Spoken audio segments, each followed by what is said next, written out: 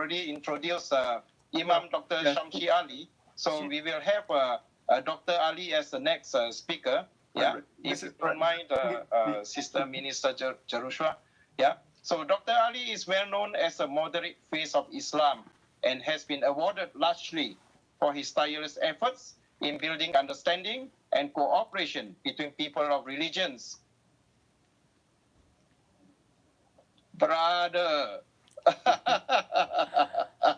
don't do this to me. Come on, coordinator. I'm sorry, but anyway. Okay. All right. Understand. All right. Dr. Ali is known as a moderate face of Islam and has been awarded largely for his tireless efforts in building understanding and cooperation between peoples of religions, such as Ambassador for Peace by the Interreligious Federation in 2002 and Ellis Island Honor Awards in 2009, highest non-military awards presented to immigrants in the US. He also was chosen by New York Magazine in 2007 as one of the 7 most influential religious leaders in New York City and chosen as one of the 500 most influential Muslims in the world by Jordan Strategic Studies and Georgetown University in 2011 to 2014. So without further ado, I'd like to invite Imam Dr. Shamsi Ali to present his view. Thank you very much. Good morning, peace, namaste, assalamu alaikum, shalom Namaste. to everybody. I am truly delighted and honored to be with you all, joining these honorable gatherings. And I would like to thank in the beginning the organizer, particularly my friend Dr. Tika, for initiating this wonderful thing in time that we are deeply facing challenging moment. So in these very challenging circumstances of ours where we live in, it is incumbent upon all of us to extend hands to one another, creating a sense of solidarity, extending love and compassion, establishing harmony, peace, unity, and partnership. We must create a loving and friendly environment where we can share and care. Thank God that a lot of seminars, conferences, talks have been made. And the conclusion so far we got that it is easier to say than to do. But we must not be pessimistic. As the English-speaking people used to say, that at the end of the tunnel, always there is a shining light. So my friends, in this light of sharing and caring, allow me to present a very simple, very brief, hopefully, my ideas on how to create harmony, peace, unity, and beyond that, partnership, so we can work together to face the challenge of our times. Because nothing we can do without unity and togetherness. So the first one that I would like to mention is the golden rule that everyone knows. And that is that we must learn to treat others the way we wish to be treated. Humans are different, but humanity is only one. What we aspire and wish for ourselves, that what others aspire and wish for themselves. And so we must continue to learn how to treat others as we wanted to be treated by others. And I think this is a common religious teachings that we have, that every teaching teaches us to love our God with all our heart and minds and love our neighbors. In the Islamic tradition, the Prophet Muhammad, for example, told us that none of you is truly a believer until he loves for others what he loves for himself. This is the first one. The second, that we must learn to embrace the difference of opinion.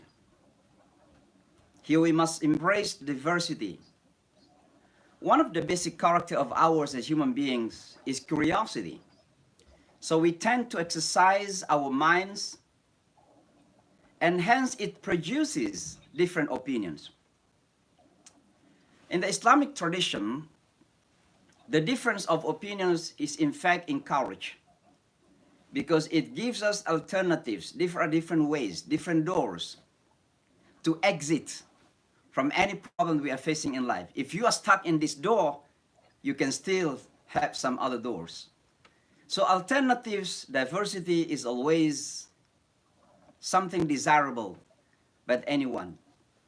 In this regard, the Prophet Muhammad told us that the different opinions between people is truly a blessing. It's called rahmah in Arabic language. This is number 2. And I would like to underline in this particular point that all of us believe in the same supreme being. There is someone that we believe beyond our limitation as human beings. Whatever the name might you use, but we believe in the same. But then we have different interpretations, different opinions about him. You can see from that corner, I can see it from this corner. But the fact is that we believe in the same supreme being, our creator, the one who has no limits beyond our limitations. So even in our religious differences is something that we have to embrace because that's what it is. The third point, my friends, brothers and sisters, that is we must learn to listen to one another. Even we may disagree. Might be particularly difficult for a person like myself who is given a title as a leader or imam or the priest or a pastor or rabbi, whatever. Sometimes it's difficult to listen to others. But the fact is that we have to learn to listen to one another.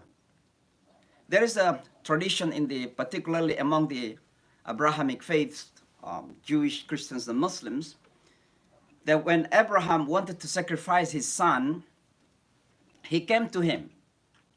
And Abraham was so sure that he was commanded by God to sacrifice his son.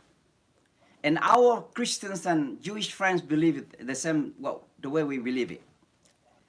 But Abraham came to his son and asked his opinions. In the language of the Holy Quran, what do you think about it? Fanzur madha tara. What do you see? How do you see it? You know, the lesson that we learn from Abraham here that even to his son, he took his opinions in something which is fundamental in religion, and that is the commands of God. God commanded him, but still he took his son's opinions, the importance of listening. This is number 3, my brothers and sisters. Number 4, that we must learn to fight violence with peace. With peace. There is a beautiful saying by former US President Ronald Reagan that peace is not absence of conflict. It is the ability to handle conflict by peaceful means. Handling violence with violence will create a cycle of unending violence.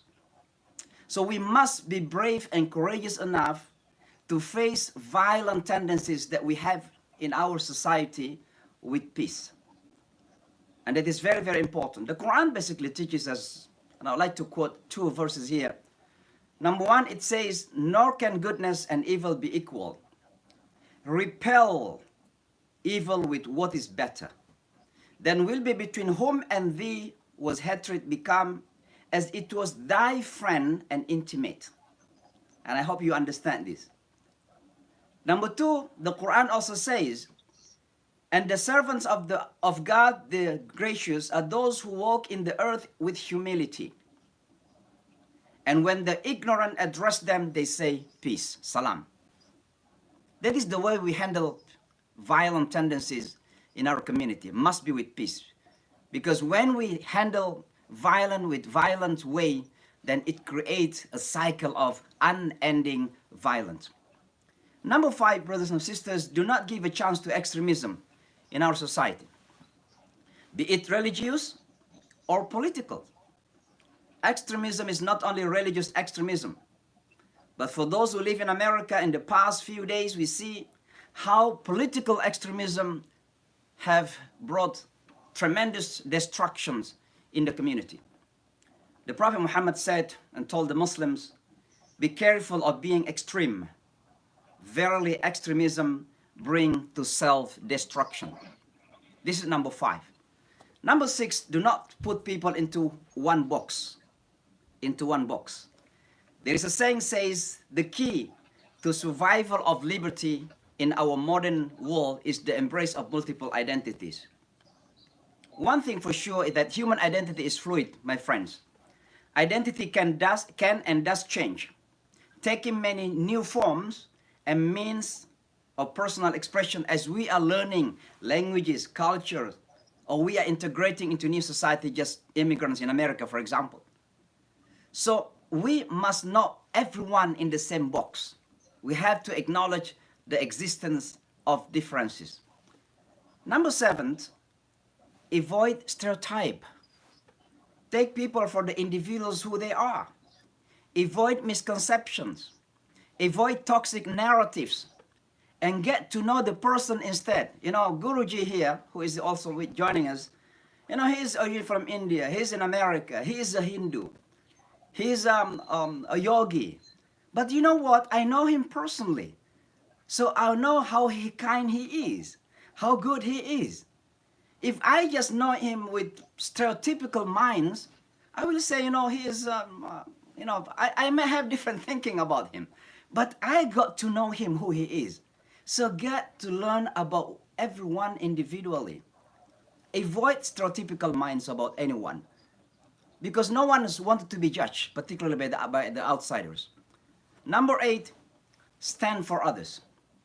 We must fight not only for ourselves, but for others. There's a beautiful saying says, enough for evil to thrive when the good people do nothing. What is happening to anyone today, it can and might happen to us tomorrow. So before it is happening to us, we must fight it, not only for others, but also for ourselves. And the Prophet Muhammad ﷺ says, whoever among you sees wrong, let him change it by his hands, by his authority. If he is not able, by his tongue. If he is not able, at least by his heart. These sayings of the Prophet was quoted by Biden recently in his campaign. The number 9, brothers, that we must create a more just. Brother, unfortunately, I think I'm sorry to interrupt you, but I think we are under a lot of time constraints. Great. So I hope you can wrap up. So let me wrap up. In 1 minute, as you said.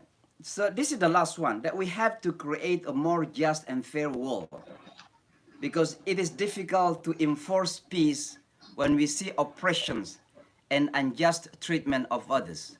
You have seen recently the Black Lives Matter movement. That is this unjust treatment of our black brothers and sisters in the society. And it creates an anger. And therefore we must work together to create a just and fair society. And thank you so much. Thank you. Okay, thank you very much, Imam Dr. Shamsi Ali, for I think your very inspiring and also valuable views on the roles of religious leaders. I think it's very well organized. About you have presented something like 10 points, I think, 8 or 10 points, right, to treat one another the way we wish to be treated, and also to love love others how we want to be loved. Right? And also you have mentioned that in Islam, a difference of opinion is encouraged and a blessing, but should not be the cause of conflict. Right? To listen, to learn to listen, and also learn from one another. To fight violence with peace. That is very nice. Yeah. We do not fight violence, and then we have war. Yeah. And also to do not live a life of extremism. So thank you very much for your views. Next, I'd like to call upon our final speakers for this panel, Minister